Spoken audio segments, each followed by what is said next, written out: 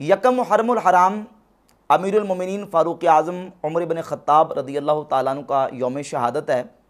तारीख़ और सीरत की किताबों के अंदर राज कौल यही है और इसी पर दलाइल मौजूद हैं, इसी पर दीगर कराइन भी मौजूद हैं जिनसे साबित होता है कि यकम मुहर्रमुल हराम ही को सैयदना फ़ारूक़ आज़म रज़ी अल्लाह ताला अन्हु की शहादत हुई और यकम मुहर्रमुल हराम ही को आपकी तदफीन अमल में लाई गई।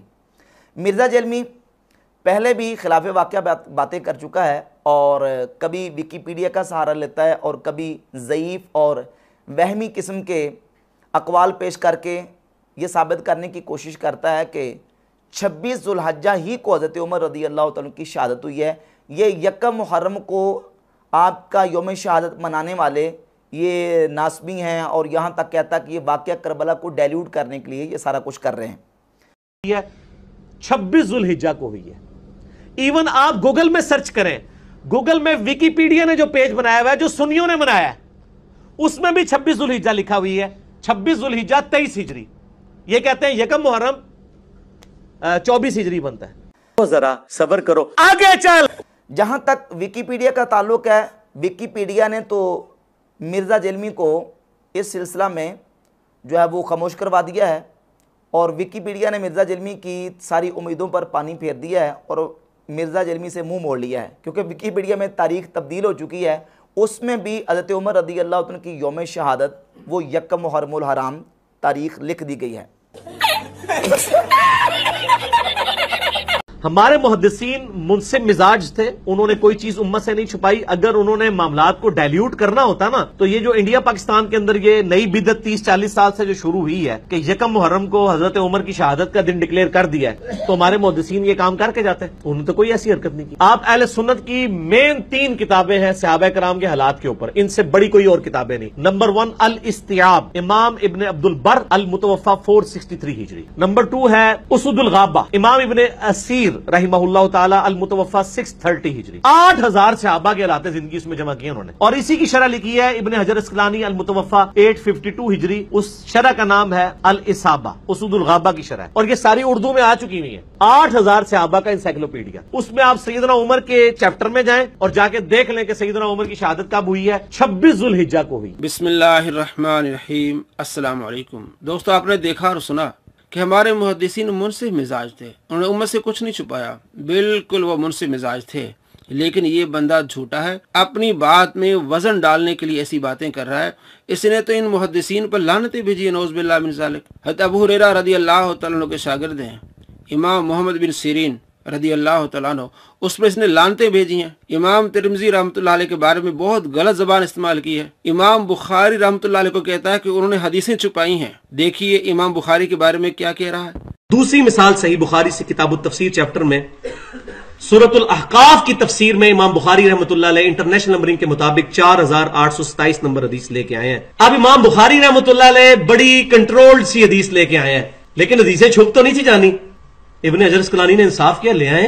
दोस्तों, आपने देखा और सुना कि इमाम बुखारी कंट्रोल से हदीस लाए, हदीसें छुप तो नहीं सकती। इब्न हजर अस्कलानी रहमतुल्लाह अलैह इंसाफ किया और ले आए।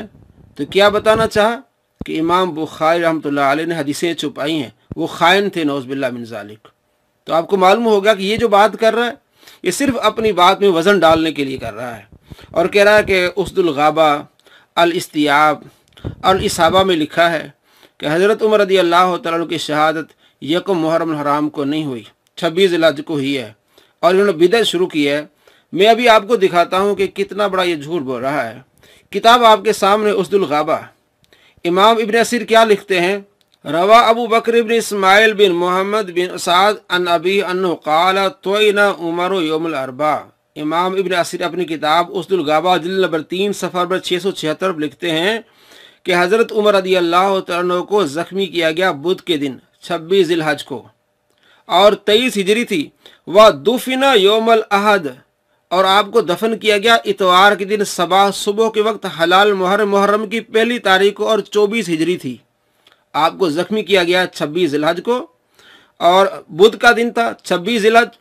27 ज़िलहज होगी जुमेरात, 28 ज़िलहज होगी जुम्मा और 29 ज़िलहज होगी हफ्ता। ये 29 का महीना था और इतवार के दिन आपको दफन किया गया और 24 हिजरी थी।